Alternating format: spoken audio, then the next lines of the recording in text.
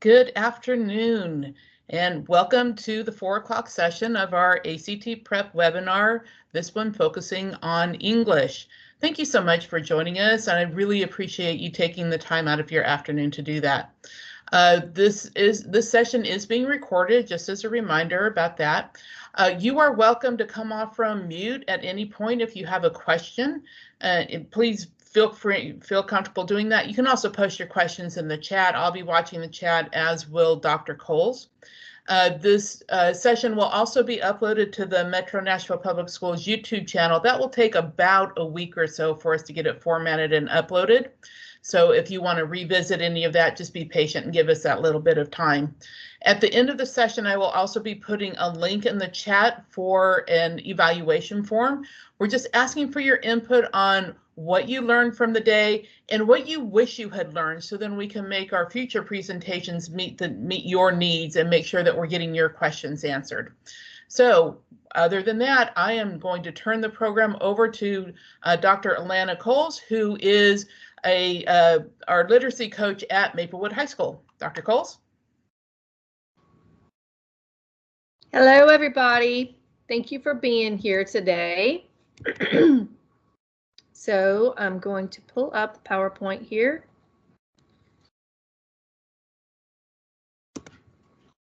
Just a second. I'm beginning. So yes, I'm Dr. Coles. I am the literacy coach at Maplewood High School. I taught English for 20-something years. The most recent place I taught English was Stratford, and I taught Hunters Lane before that, and Pope John Paul High School before that. So yeah, I've been in several different places and have encountered the ACT for years and years. So here I am to help you hopefully tackle this. So the purpose of the presentation is to understand the layout of the ACT English test and to understand the importance of specific ACT test taking strategies and to learn about some of them. So the English subsection test score. The national average is an 18 on the English ACT. So what does that mean? That means most students in America make an 18 on the English section. So to score an 18 on the English section, you need to get about 43 questions correct out of 75. Remember, the English section has the most number of questions of all the 4 tests on the ACT. So in order to get an 18, you want to get about 43 of those questions correct. So college readiness benchmark. So 18 is the college readiness benchmark for the English part. What does that mean? ACT established these college readiness benchmarks that indicate a student's likelihood of success in college freshman level courses. So these readiness benchmarks are an 18 on the English, 22 on the math, 22 on reading, and 23 on science.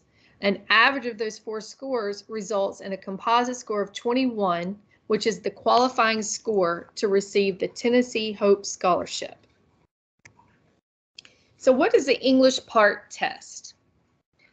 About 40 questions on the English test are grammar related, punctuation, verb, run-ons, usage. 15 to 20-ish are about transitional phrases, specific word usage, awkward sentence structure related questions. 20 or so are reading questions. And you can actually guess on these and focus your attention on the others and still make a 21 on that section, actually. So remember, the name of this part of this test is English. So the reading questions on the English test are there to distract you and make you spend more time on them and mess up your pacing. So let's talk strategies. Each test has strategies that go to them. And then there are strategies that apply to the whole test. One that applies to the English test in particular is simply less is best. Now, what does that mean? That means when you are unsure about an answer on the English test, try the least wordy answer choice first, as this is usually the correct answer. All right, so let's practice. in your chat box, put what you think the correct answer is. This is an example of the less is best strategy. Door and a microscope was sitting on the table, on the kitchen table. What do you think the best answer is?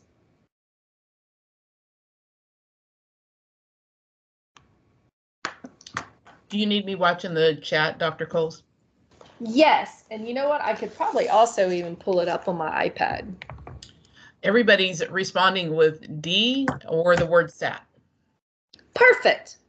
You are correct. The answer is sat. Now, a good rule of thumb is just go ahead and go with the shortest answer and then see if that makes sense. If it doesn't, then try the others, but you are correct. The correct answer is sat. Let's try another one. In many cases, the footage from the film can enhance the music that a viewer can hear.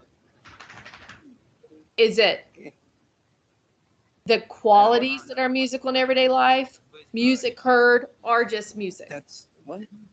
Cobra Kai? You're confusing me. Somebody just say Cobra Kai. You're getting lots of D responses. Yeah, somebody need to no, mute.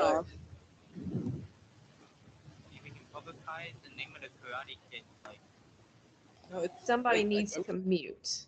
Okay, yes, the correct answer is D. The other ones make it get a little bit too wordy. It still makes sense. All right, let's try one more. The bed was spacious enough for him to stretch out as he slowly drifted off to sleep.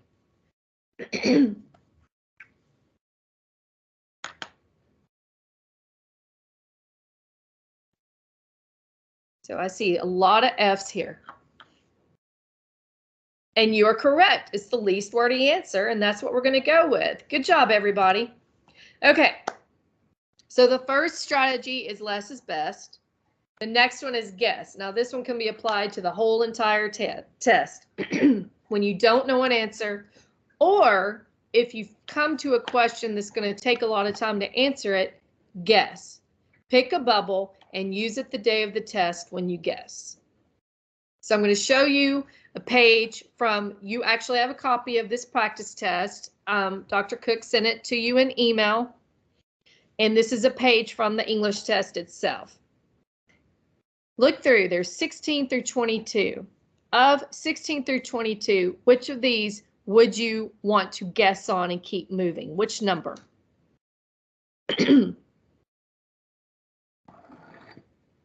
Write the number in the blank. Which one of these would you want to guess on? Right off the bat.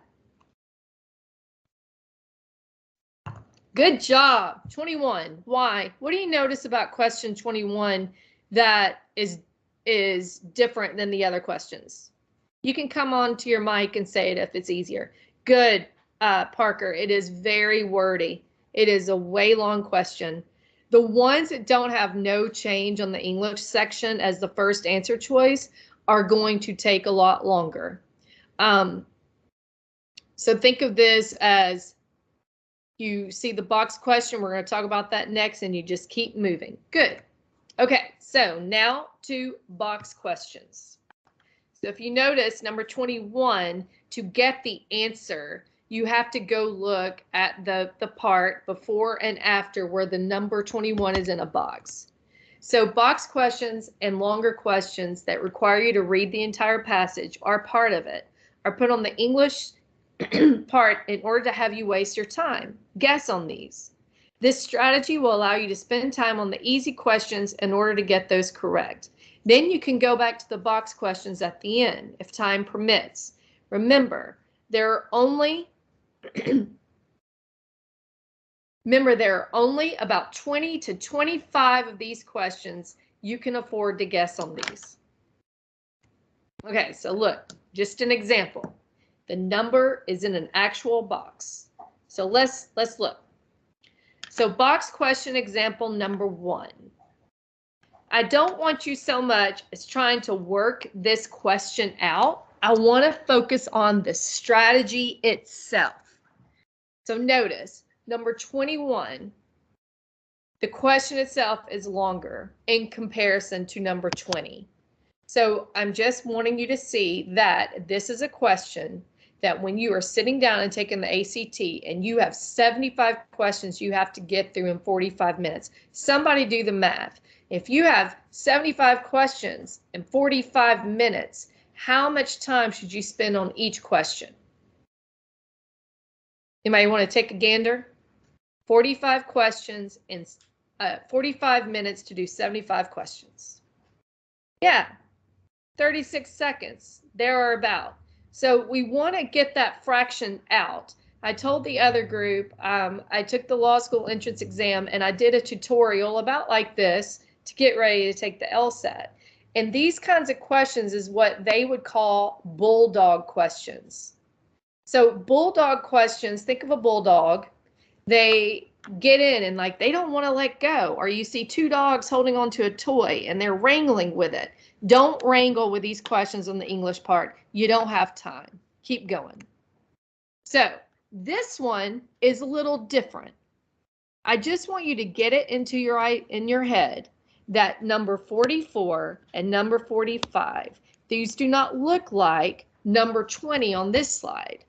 Number 20 should be pretty easy to answer. But when you look at number 44, it says, which sequence of sentences make this paragraph most logical? Marin said, I hope I said your name right, Marin, 36 seconds for each question. Could you go back and read this paragraph to answer number 44 and figure out the sequence of sentences in 36 seconds? Could you do that? Yes, no? Anybody? Well, then you're really smart. But I'm a reader. I'm an avid reader. It would take me longer than 36 seconds to figure out 44. So we would guess on that and keep going, and the same with number 45. But when you get to the end, then you can go back and go to number 44 and number 45 and wrangle with those and try to get the correct answer. And so this leads me to strategy number 4. Go back. If you guessed on the reading box questions, then go back and do them if you have time at the end. If you don't have time, you will at least have something bubbled in and will not be penalized for leaving items blank. Because remember, the ACT rewards you for correct answers. They do not penalize you for incorrect ones. Just to note, when you guess, you want to make sure you lightly bubble in so that if you do go back, you don't have a hard time getting rid of the erase marks. Okay, English strategy number 5. It's a flip to the less is best strategy. The longest answer on the English ACT is almost always the incorrect answer. So let's give these a try. Go ahead and put in the chat box. What is the correct answer to number 13? The competition was surrounded by trash talk and hype, which was from other fellow students. Yeah, perfect. When you come to questions like this and you don't really know what they're looking for as a response, go with the short one. If it makes sense, bubble in, keep going. Next one. During the afternoon after lunch on a walk through the park, we had finally calmed down about the terrible service we'd receive at the restaurant during lunch. Yes, during the afternoon is perfectly fine. You don't need all the extra information. D is correct. Now, I'm going to pause. We're already on strategy 6. Does anybody have any questions or comments at this point? Are we good? Okay. So number 6 strategy, omit or delete. If omit or delete is an answer choice, it is usually the correct answer choice, but make sure it makes sense to omit first. So to delete or not to delete? What do you think for number 46? The winning piece was a basket. It was 18 inches tall with a curved face-like silhouette. Does it make sense to delete? Yes or no? Good. Because right now, the winning piece was a basket. Right now, it's a run-on. So you need to get rid of it was. Let's try number 2. We're looking at number 2 here. Inspired by the dots and dashes of Morse code, however, Woodland and Silver created a system of lines that could encode data.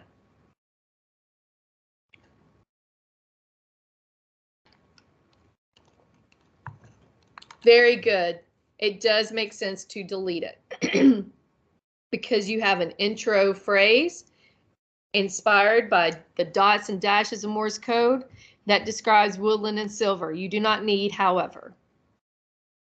All right, let's do one more. 22 is what we're looking. You're right. However is not needed. A badge was pinned to her shirt, indicated she was a biochemist. To delete or not to delete? What are we going to do, guys?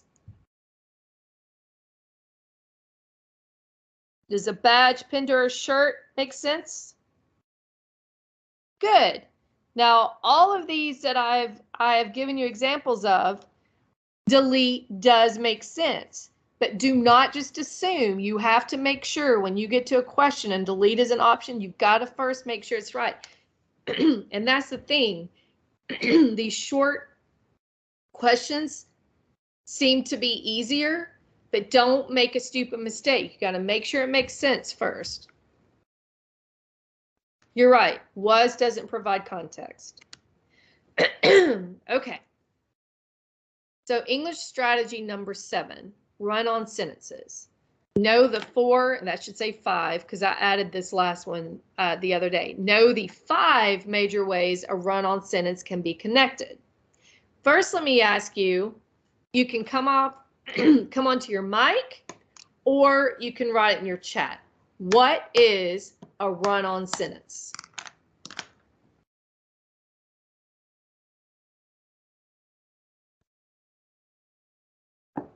Don't be afraid. Tell me. Who knows? You can write it in the chat or you can tell me. A sentence that is too wordy. Somewhat, but what makes it? Is it a sentence or is it more than one sentence?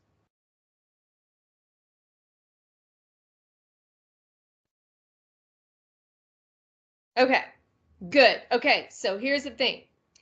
A run-on sentence is a sentence that has 2 or more sentences running together. And Samuel put in front of dependent. Independent clauses. Now, in the last one, I became too much of an English teacher because I've been out of the classroom 3 years and I tend to want to teach. But a run-on sentence is when you have 2 or more sentences running together that actually can stand apart. An independent clause is just a sentence that can stand alone. Dependent is, it's dependent on the rest of the sentence. So let's look at an example here. Oh, by the way, let me review these. You put them together with a semicolon, a colon, a period, or a comma, and a fanboy. Yes or no? How many of you have been introduced to fanboys before? Yes, I have seen them. Good, Parker. No, I've never heard of a fanboy. Good. Fanboys are just the acronym for coordinating conjunctions. For, and, nor, but, or, yet, and sometimes so. Okay. Let's look at this example of a run-on sentence. I'm sorry, guys. I've been sick and I'm like having to clear my throat. After school, Mike went home. He took a nap. Which of the following ways best eliminates the run-on in the above sentence? Is it no change? Is it home semicolon, home and, comma, he, or home, he?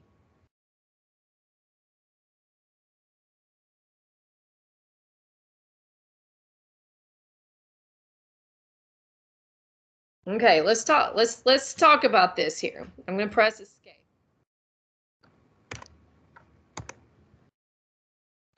Let's look at this. After school, Mike went home. He took a nap. Where's the first? Who's doing something? Let me ask you that. Who's doing something in this sentence?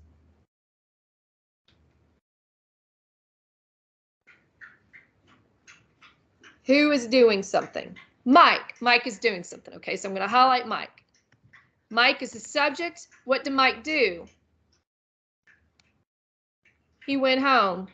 Went is the verb. I'm going to highlight that green. Mike went. All right, so this right here, Mike went home, is a complete thought. That is an independent clause right there. Mike went home. Here we have another part. He, subject. Took, verb. Here we have another independent clause. Now, what is after school?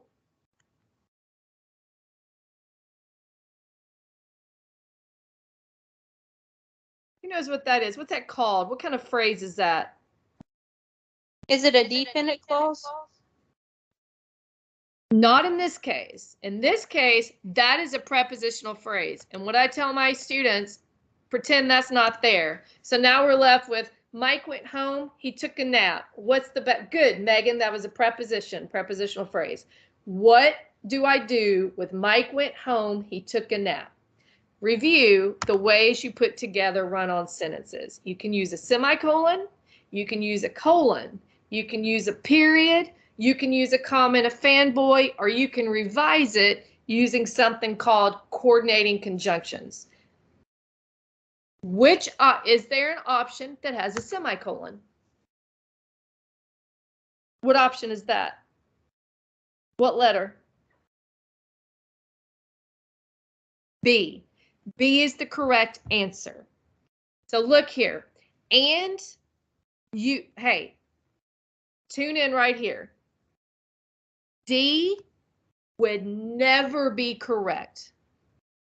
In no world, planet where English language is spoken would D ever be a correct answer, because you put a comma before a fanboy, not after it.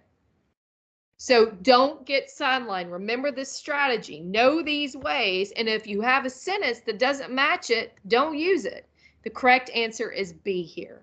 Okay, let's look at this example. The clouds part gradually.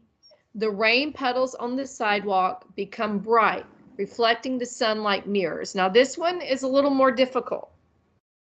Think about who and what is doing something and remember your strategies. Is there a choice with a semicolon? No. Is there a choice with a comma and a fanboy? Is there a choice with the comma and a fanboy? Yes. Which one is it? B. That's your correct answer. So you see how these simple strategies can help you just dwindle it down. I've got clouds, subject, part, verb.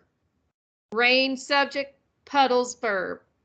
So B is the only one that can correctly put those two sentences together. Okay. Dr. Coles, you had a question a little bit ago. When it comes down to a dash or hyphen and a semicolon, how do you increase the chance of getting those correct? Okay, here's the thing. You will probably not have answer choices that will give you a dash and a semicolon as options, because too often a dash can sometimes be interchangeable with the semicolon. But I want to tell you this, most of the time when you're talking about a dash, you're going to be wanting to look for two dashes. So like there will be a dash in front of a group of words, then you need the dash at the end of the group of words before the end of the sentence.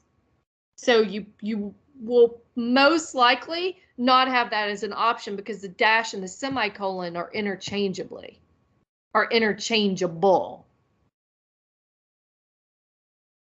Okay. Next example. I'm going a little bit faster here, so we might have some time at the end. Okay. My kids talk all the time about how they can't wait to grow up. I don't understand their rush.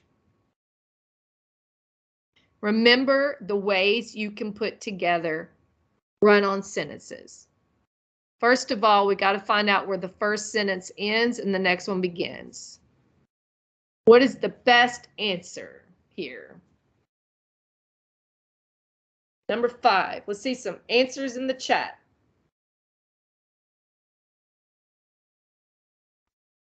Gonna wait for a few more responses. Yes, C is correct. Why? I want to know who knows why.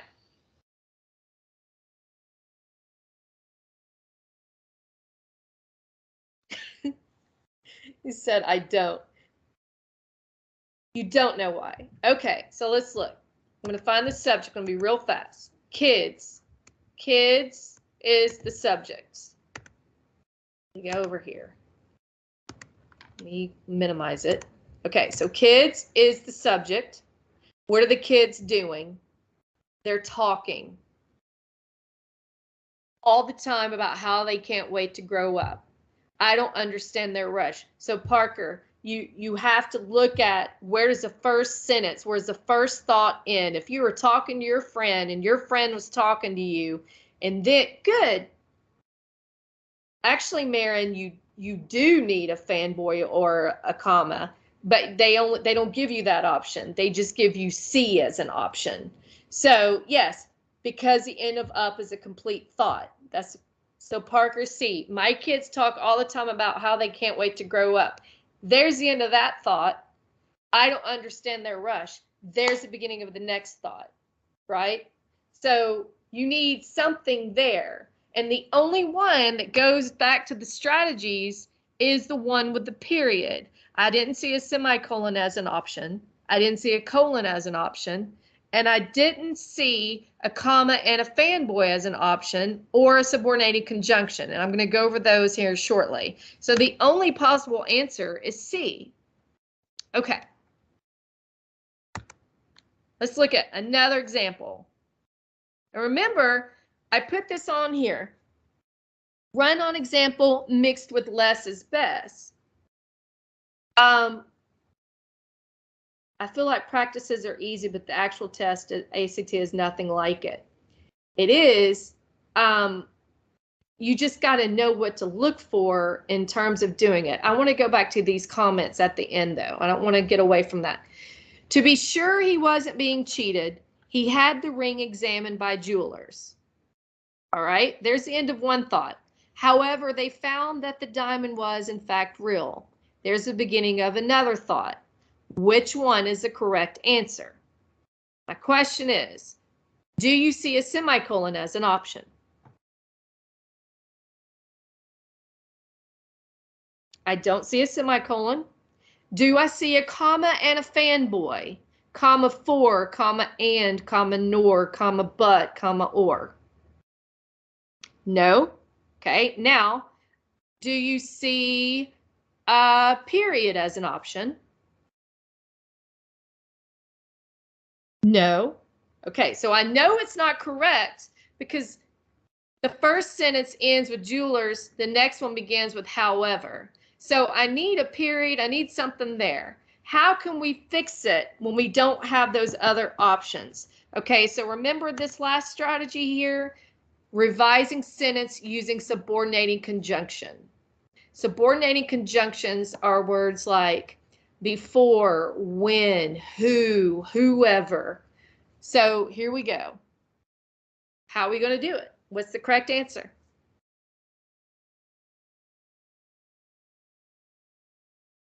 G. Good, Jaden. And remember, less is best. So I'm going to get rid of however they. It doesn't work anyway. And I'm just going to plug in who there. Good job. What about they? Why wouldn't they be correct? Just putting a they there without however. They found that the diamond was in fact real.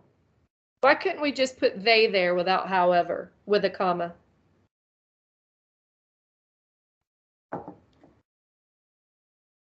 Anybody want to take a gander? Okay.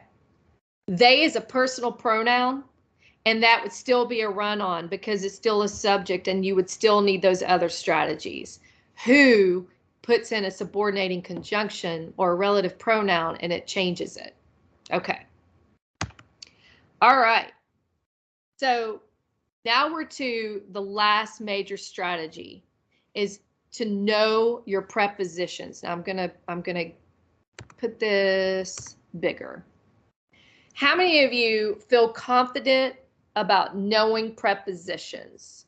Give me a yes or a thumbs up if you feel good about knowing your prepositions. Good. Good. Okay, so prepositions can be tricky because they can function a lot of ways and they can make you not see the meat of a sentence. So you want to familiarize yourself with them so that you can know what you don't need and what you do need in a sentence. Let's just practice. I'm going to set the timer for a minute. I'm going to read this paragraph to you and put a number in the chat of how many prepositions that you think there are in this sentence as you come across them. Okay. So guess the number of prepositions. Jack and Jill walked across the street to the store for water. They walked alongside the sidewalk since the road was under construction and across the intersection of Mayberry and Oak. They were among the many children looking for water on account of the summer-long drought. Around the corner, they found a line of kids waiting impatiently, and the line went all the way toward Main Street. At least we'll get a tan, Jack said. Okay, I'm going to set the timer for a minute. Write in the chat how many prepositions you think there are in this paragraph.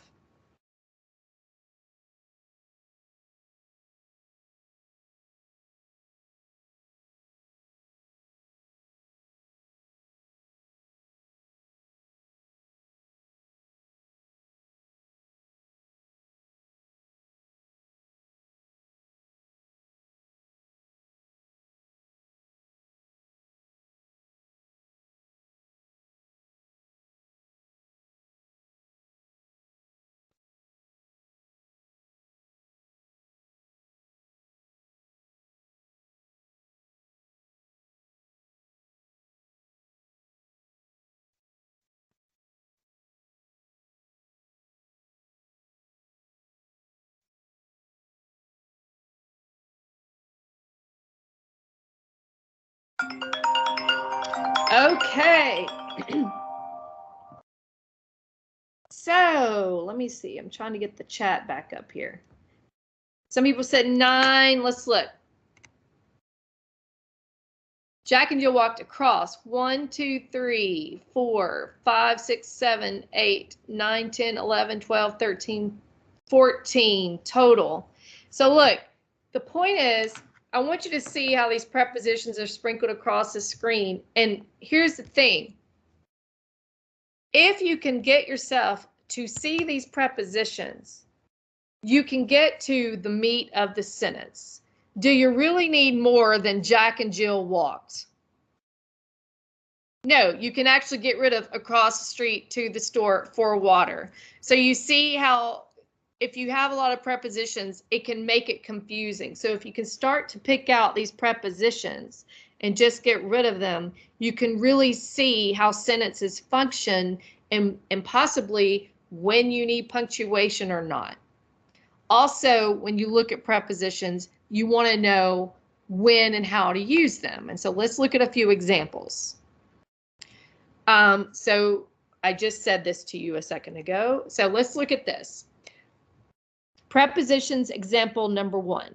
I was traveling on canoe on a group tour through the renowned glowworm grotto of New Zealand's Waitomo Caves. What is the correct answer? Is it no change? Is it with? Is it by? Or is it in?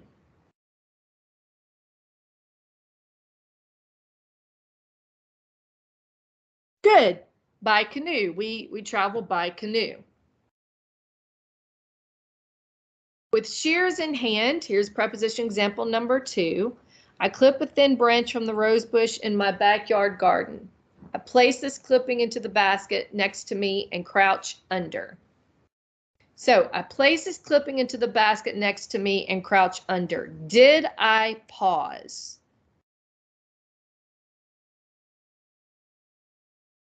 When I read basket next to me, did I pause? Good. AC, whoever the AC is, the answer is A. That's another way to know if you need commas or not, and always err on less commas instead of more, by the way. If you pause, then you probably need a comma or some kind of punctuation. If you don't, no change. Sue's song created a spectacular timepiece housed within an ornate 40-foot tall tower. What is the best answer? Is it no change? Is it secured between, encased around, nestled among?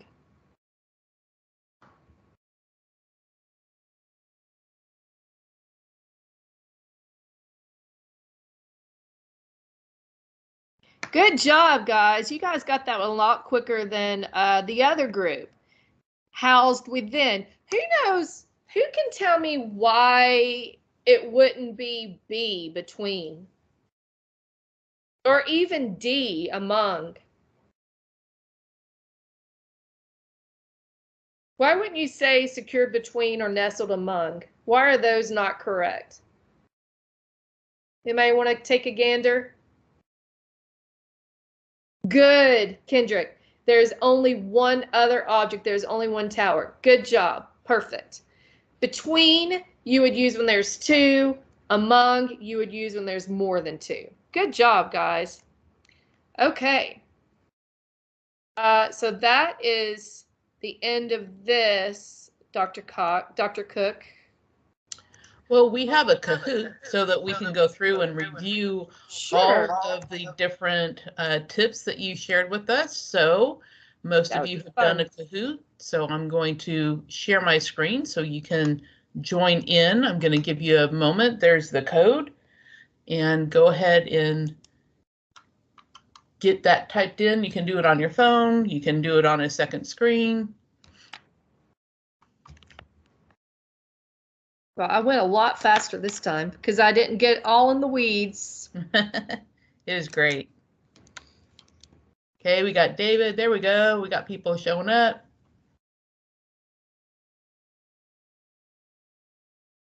You guys did an awesome job. You should be proud of yourselves.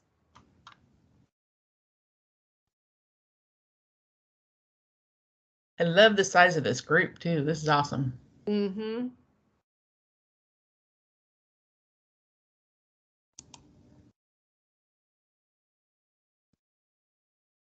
There's about 23 of you, so watching the number of people joining in. Come on, everybody, get in.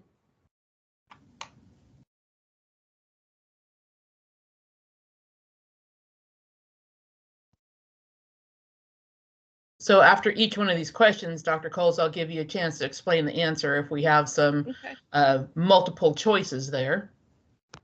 Okay.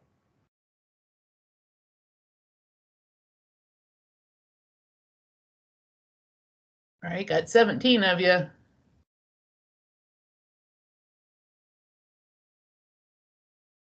All right, 18.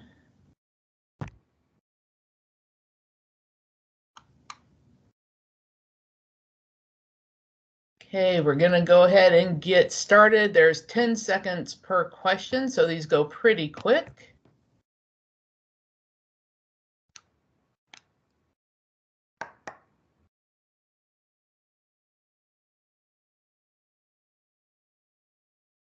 Get a score of at least 18 or higher in English. About how many questions do you need to get correct?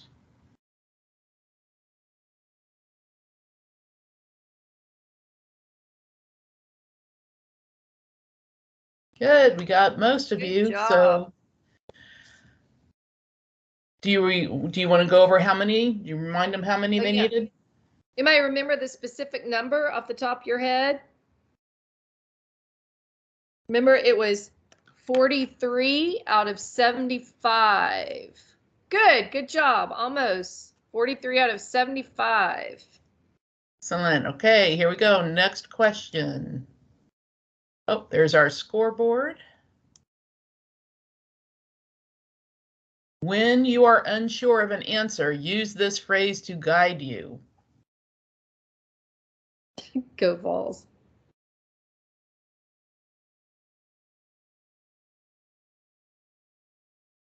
Excellent. Good job. Less is best. Can you use that on all of the ACT or just English?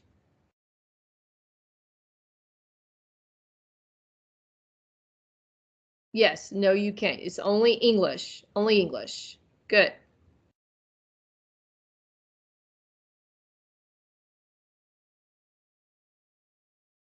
The majority of the test questions will be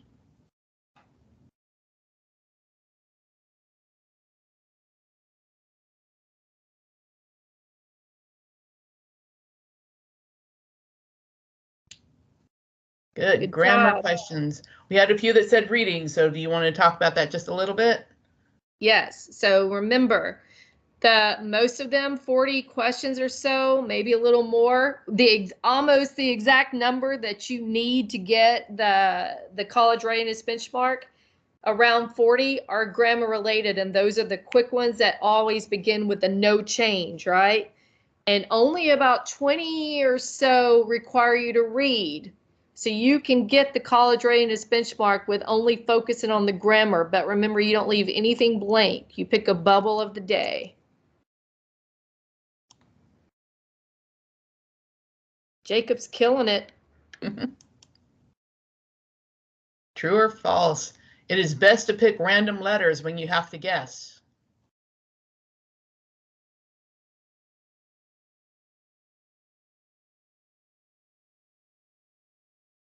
Good job.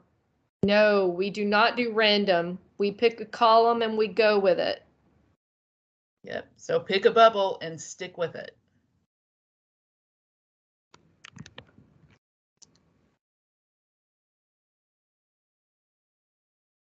When you see a box question,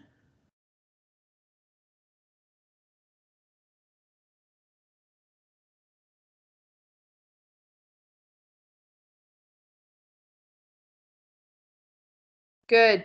Guess on it. Good job. Because remember, those box questions, let's call them bulldog questions. They want to pull you in and take up your time and make you kind of wrangle with it. And then you lose time on the easier ones. So you guess on those box questions, you keep going, and you come back if you have time.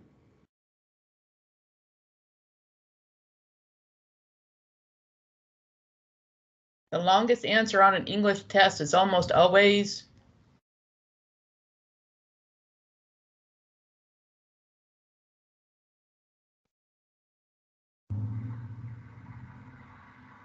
Good. Incorrect, because less is best. And Vania, I don't know if I said your name wrong, right? I hope I did. Literally, I mean, you know, when I was in high school back in the 90s, people would be like, UC, but remember the letter changes. You have A, B, C, D, and then F, G, H, J. So you do it by the bubble, the column, not by the letter. Yeah, and part of that strategy is that you don't have to sit there and try to guess about, oh, I marked so many B's and now I need to do a C and need to do Right. No, just pick your favorite column and go for it. If the first column is easy because it's first, do it. If you want to do the middle one because it's middle, just do it. It really does not matter.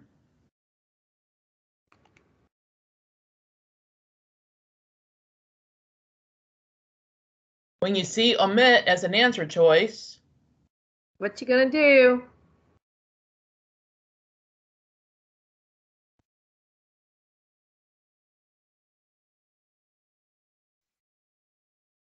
Good. And remember, 5 of you all said it's usually incorrect. No, if it's omit or delete, it's actually usually correct, but you just want to make sure it makes sense first. Don't just assume. Read it and make sure it makes sense without it.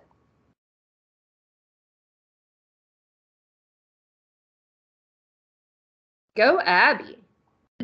To fix a run-on sentence, which of these cannot be used? Cannot.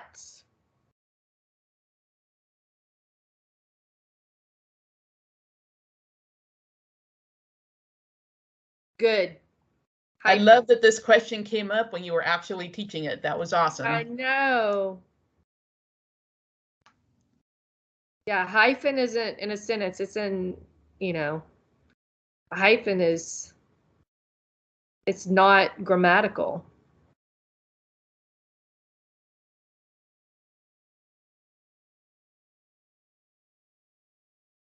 For the English test, know your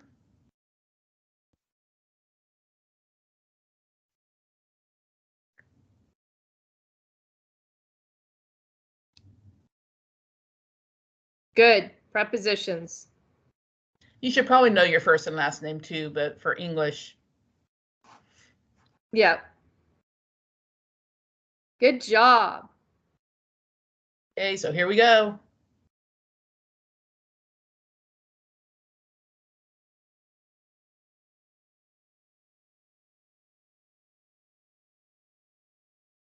Way to go, Abby. We don't have prizes. We just have fun. So we have about 14 minutes. One of the things I want to say, that college readiness benchmark of 18, that comes from ACT doing research to determine the likelihood of being successful in your first year English class in college. And so they looked at all the people who were successful, then looked back at what their English ACT score was, and that's where that 18 comes from. So that 18 is just indicates a likelihood of getting a B or better in your first year English class. It's a 50% likelihood.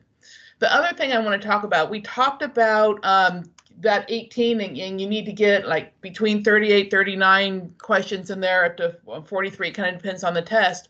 If you want a higher score than that, that's great and that's fine. Right.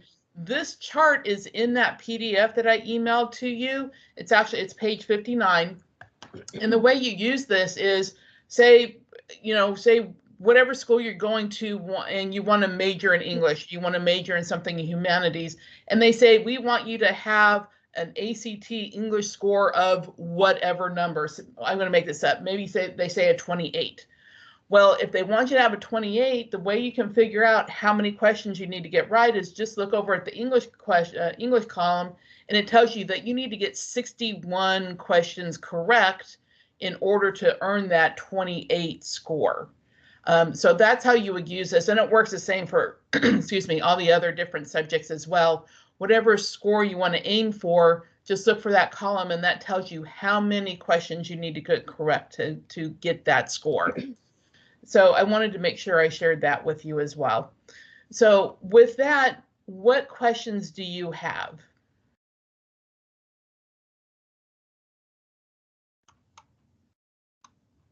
Any questions? You can, if you don't feel comfortable talking, you can absolutely just drop in the chat.